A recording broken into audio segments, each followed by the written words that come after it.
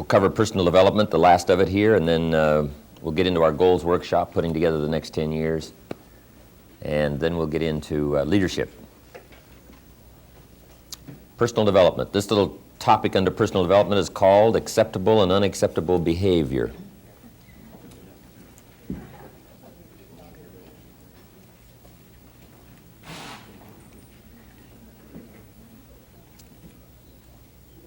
Mr. Schoaf asked me a very keen question when I was around him in those early days, age 25.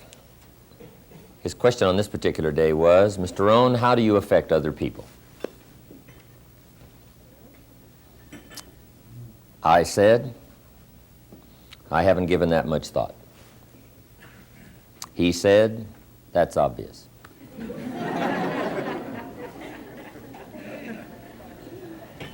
Schoaf had these neat little ways of getting a good substance conversation going, right? And of course I was eager and willing to pick up all the ideas back in those days, and whatever he had to say, I was willing to tolerate it because I knew I had a lot of room to grow and had a lot of changes to make. But how do you affect other people? It's just a major, major question. All of us have an audience, whether it's the audience across the backyard fence or community audience or the audience of your family. If you're in sales, it's your clients. If you're in business, it's the business community. If you're speaking, it's your audience you're talking to. All of us have an audience. Here's one of the major questions. Are you doing some things unconsciously that might be turning off part of your audience? That's just a good question, because all of us want to be able to communicate and get along with and affect this wide variety of people, because we're all interchanging with people from all walks of life, all ages. And the question is, how are we coming across? And it includes a lot of things. It includes language and style and manners and mannerisms and all of the different parts of your behavior. What you don't want to do is turn off a big chunk of your audience unduly. Now, you may have certain principles or certain ways of doing things, and if that happens to turn some people off, you could really care less, which is okay as long as you know what's happening. The key is to know what's happening. What's really sad is when things are happening and you don't know, or somebody's turning off and you don't know what's wrong. That's what's really sad. Or you don't know and you don't care. Now, that's really sad. But I'm sure everybody here would care how you're coming across, how you're affecting other people. And it's just an excellent, excellent question. How do you affect other people? Let me give you just a few illustrations of behavior and how it might affect other people, just for some things to ponder. We could go through a long, long list and make this a long subject, but I'm just going to cover 3 or 4. And from these examples, you'll see where I'm going. How not to turn off part of your audience unduly. Here's the first one, bad language. And we're talking more probably during your business day or in a business work situation. Some of this could have to do social, I'm sure. Personal, social, family. But this is one, bad language. Bad language is perfectly acceptable to who? Yeah. See, people who use bad language, you got no problem. Right? You cuss a little, they cuss a little, I mean, no problem. Right? Trade a couple of dirty stories, you got no problem. Right? No problem. However, bad language is unacceptable to who? Right. A fair size of the population, right? Sure enough, if you're a little careless in this area, I'll tell you what, it's going to cost you some of your audience. Now you might say, well, I'll cuss whenever I please, and whoever doesn't like it, that's too bad. That's okay. I'm not giving this a right and wrong. Okay, I'm not moralizing on this. I'm just saying, just so you know. You say, well, so my language costs me 30% of my audience. That's okay, I can tolerate that. That's okay as long as you know. Okay, now if you don't know, see, that's what the problem is. But we all have to accept the idea that bad language, especially during the day or the business day, if you consistently use it, sure enough, it's going to turn some people off. Now, what's acceptable to everybody? Good language. See, you don't usually offend people by not cussing. right? You don't usually hear people say, how come you don't cuss, right? You don't usually hear that. So here's what. The very sophisticated, aware, knowledgeable person, I'm sure, would say, hey, during the business day, that's right. I'm just going to watch my language, right? So that I won't unduly, carve off a big chunk of my audience during my business day, because it might cost me business or whatever the reasons, right? So I'm just going to watch that part of it, right? Save my dirty jokes for the bar or something, right? Just put it in its rightful place, whatever. But that's one of the things that everybody needs to consider, your language and the way you talk, and whether or not you might be unconsciously, because sometimes we can pick up habits over the years that are just unconscious. We just don't know.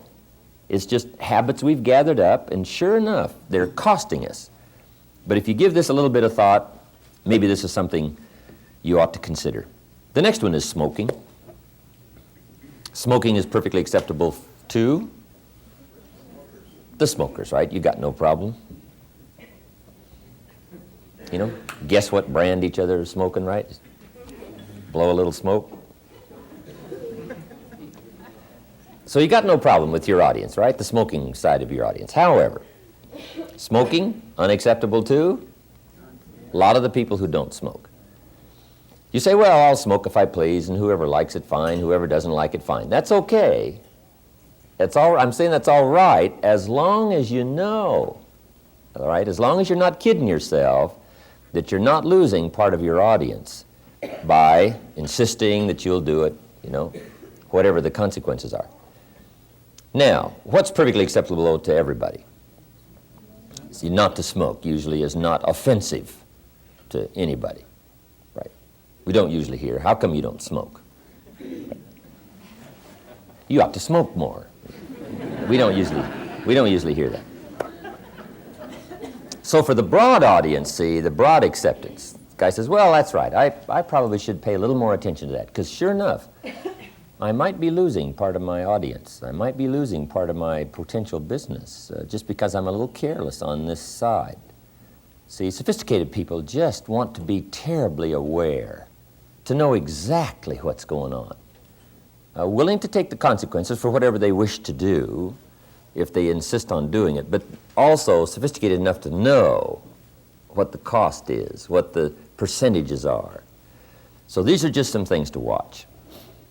If you walk into somebody's office, right, and you say, where's your ashtray? How come you don't have any ashtrays?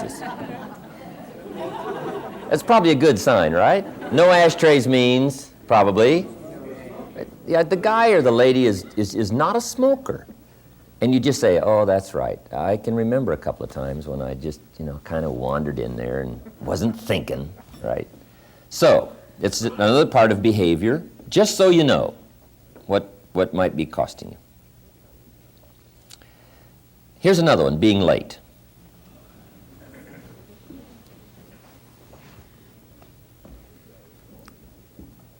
Now, being late is perfectly acceptable too. Right, people that are late, see? You got no problem there. They probably aren't there when you get there anyway, right? I mean, so you got no problems being tardy. However, being late is unacceptable to some people.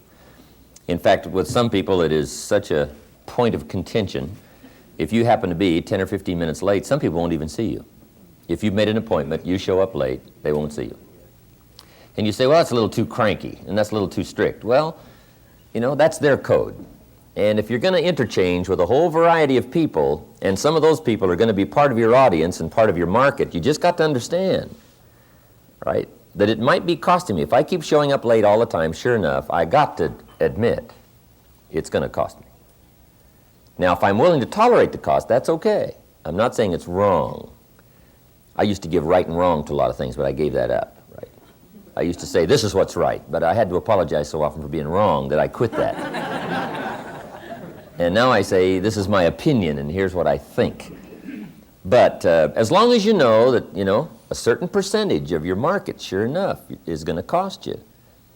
If you're indulge in this behavior, then that's okay, as long as you know what it costs you. But acceptable to everybody is being on time. See, that doesn't usually offend anybody. Just a couple of more. And there's a whole long list of things we could go through, but I'll just give you a couple of more examples here. The next one is dress.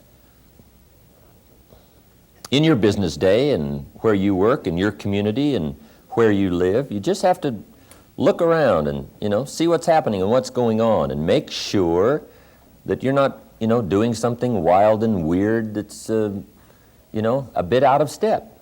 And you say, well, I'll be weird if I wish, whoever doesn't like it, let them lump it, whatever we used to say back 100 years ago, right? But that's okay. I'm not saying that's wrong. I'm saying that what you ought to be is just uniquely aware of whatever your dress and your behavior may be affecting other people, costing you part of your audience, okay? In some business areas, if you come strolling in looking like you came from the golf course, guess what? People will treat you casually because you look casual. That's true. They say, well, this person really doesn't seem to be a serious business person. And it just, by the way they're dressed. Now, maybe you are serious, but sometimes the way you dress just doesn't show that you're serious on a business day with a business appointment. And you say, well, I can see where, yeah, I've been a little careless on that. And sure enough, I wondered why some people turned a little cool and it just didn't go that well, and maybe that's it. See, I don't know. These are just things to check out. However, what's acceptable to everybody in the dress code? Being well-dressed on a business day. See, that doesn't usually offend anybody. Or they don't look at you a little strange or whatever. Now, some of this has to do with locality. If you live in West Palm Beach, or Palm Beach in Florida, and you come in the business day with a tie, cufflinks, and everything, you look a little funny, right? It's just the opposite there, because the business dress of the day is casual in Palm Beach. So, you just have to take a look at your audience is really what it is, whatever the community you live in, and the people you're in touch with, the people you're in contact with, and just analyze your audience and say, what might I be doing or saying, or what behavior do I have that might need a little attention or correction so that I won't be wiping out this chunk of my audience. Okay. Here's the last one, and we'll be finished with this. There's a lot of other examples. I'm sure you've thought of them already, but I wondered why, back in those early days, I'd go to work for a company, and sure enough, everything was fine to start with, and 2 or 3 months later, this relationship between me and my company, my employer, the office, whatever, would start to turn cool. And that used to puzzle me. And the first time or two, I said, well, they just don't like my personality, whatever, right? So we don't get along. So I'd quit. I'd go get me another job. And everything, say, Mr. Owen, we like you, we like your attitude, looks like you're ambitious, ready to go to work. I said, yes, I am, okay, let's go. And everything started off fine. And then a month or two later, this thing had just turned cool again. And I couldn't figure out what it was until I met Mr. Schoaf, and he gave me the tips on what probably was wrong after we had some conversations. What I found out was this. I would go to work for the company, everything was fine. And a month or two later, when I thought we were, fairly well acquainted and got something going here, I would ask for an advance on my next month's salary, or whatever, right? So I'm a little short of money, can I make a little draw on next month's salary? And usually they'd say, well, okay, but sure enough, this real nice, warm relationship, good feelings we had going, would just kind of start turning cool.